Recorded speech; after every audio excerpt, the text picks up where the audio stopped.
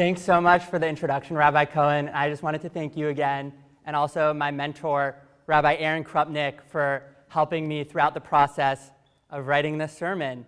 And of course, thank you to everyone who's here today on Zoom, in person, teachers, friends, family. I couldn't do it without you. And lastly, I would not be here today without my awesome family, my parents, and my fiancée.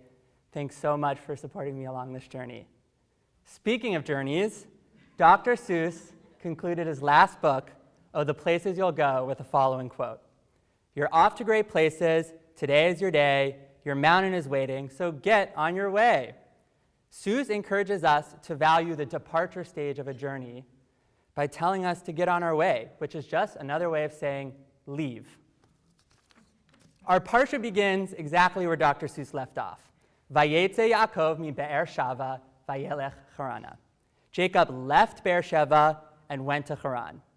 Obviously, Jacob needed to leave Beersheba in order to get to Haran. So why does the Torah bother mentioning it? The Kli Yakar, a Torah commentary by the chief rabbi of Prague in the early 17th century, argues that the Torah specifically mentions Jacob's departure because it left an impression on himself.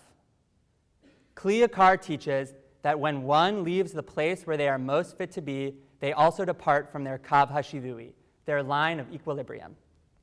Of course, journeying to and living in Haran will deeply impact Jacob.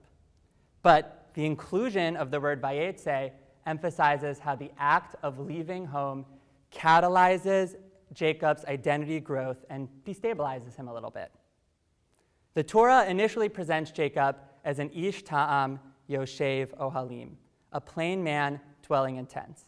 He lives a life scripted for him by others. His mother, not Jacob, truly engineered the plan for him to steal the birthright. The Jacob living in his parents' basement is no leader. Rather, he's a weak and confused young adult. Even his mom knows that staying at home will prevent him from reaching his true potential. The Jacob who lives at home is conditioned to behave in a certain way, so leaving will push him to try on new parts of his personality. In the story that follows, he will undergo a process of identity formation akin to what many young adults experience. Even though a person's identity changes throughout their whole entire lives, the childhood psychologist Erik Erikson teaches that people spend the most time thinking about their identities during emerging adulthood. Erikson calls this stage of development identity versus role confusion. And in order to develop properly, a person needs to test out different experiences, relationships, and beliefs.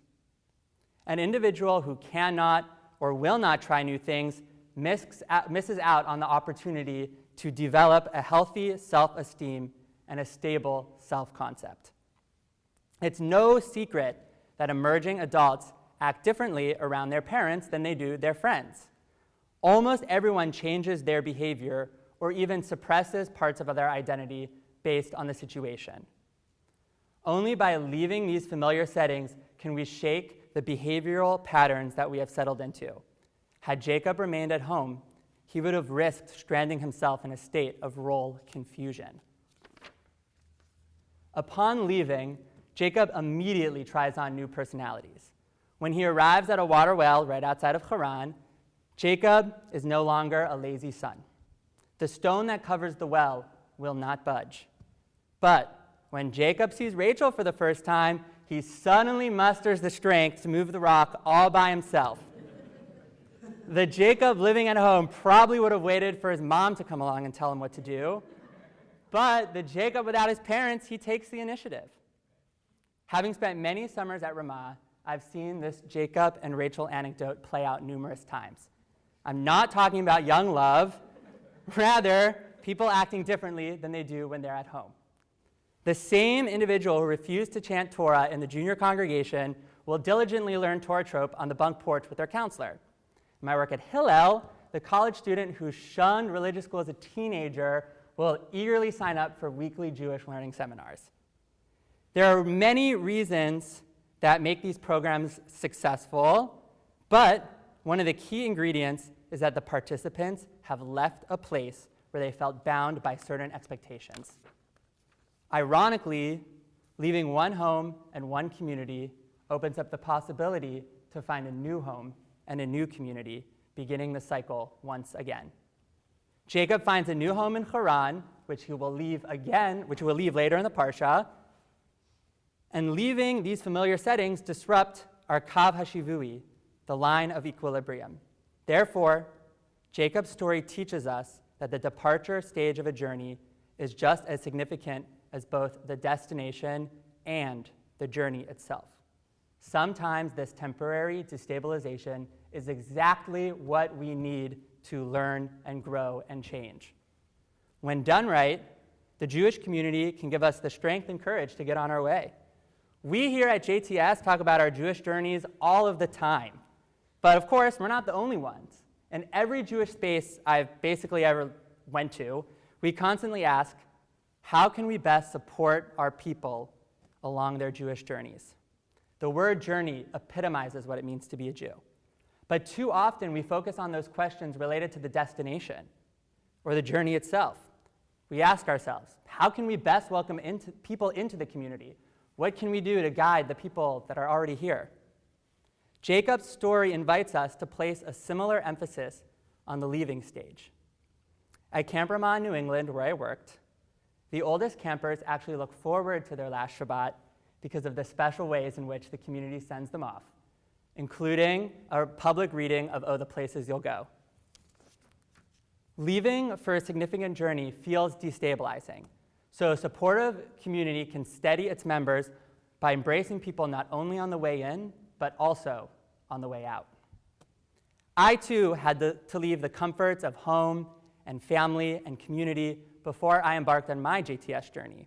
But had I not left the comfort of my parents' house and my home community, I would have missed out on the growth opportunities provided to me here.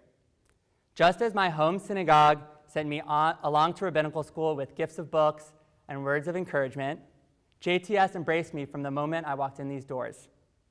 The interview committee validated my experience, my teachers lovingly pushed me to do my best, and of course, my amazing cohort who nurtured an environment where I feel comfortable trying new things. Even though I am now grateful to call JTS a home and my teachers and classmates a family, the ironic thing is that none of us here will feel successful unless all of us end up leaving this institution and continuing our journeys into the clergy. Bo'achem l'shalom, may we all come in peace. V'tzeitchem l'shalom, may we all leave in peace.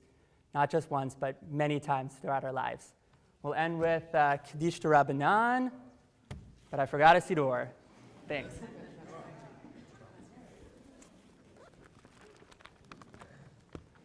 It's like page 13. Yitzkadal v'yitzkadash shemei Rabbah, be'alma divra kirtei v'yamlich malchutei, b'chayechon u'vyomechon u'v'chayei d'chol Beit Yisrael, b'agala u'vizman kari v'yimru amen. Yehi shmei Rabbah mevorach le'olam olmei amayah. Yibarach v'yishtabach v'yitpa'ar v'yitromam v'yitnaseh v'yitadar v'yitaleh v'yitalal shemei d'kudsha brichu. Leila min kol berchata v'shirata, tush bechata v'nechamata, tamiran be'alma v'yimru amen. Al Yisrael ve'al Rabbanan ve'al Talmidei ve'al kol Talmidei hon ve'al kol ma'an da'askin ba'oreta div atra hadein v'div kol atar ve'atar yehe lahon olachon shlama rabba china v'chista v'rachamin v'chayin arichin u'mezona revicha u'farkana min kadam avahon divishmaya v'imru amen. Yehe shlama rabba min shemaya v'chayim aleinu ve'al kol Yisrael v'imru amen. Oseh shalom b'mramav hu brachamav yaseh shalom aleinu ve'al kol Yisrael v'imru amen. There's Kiddush over there.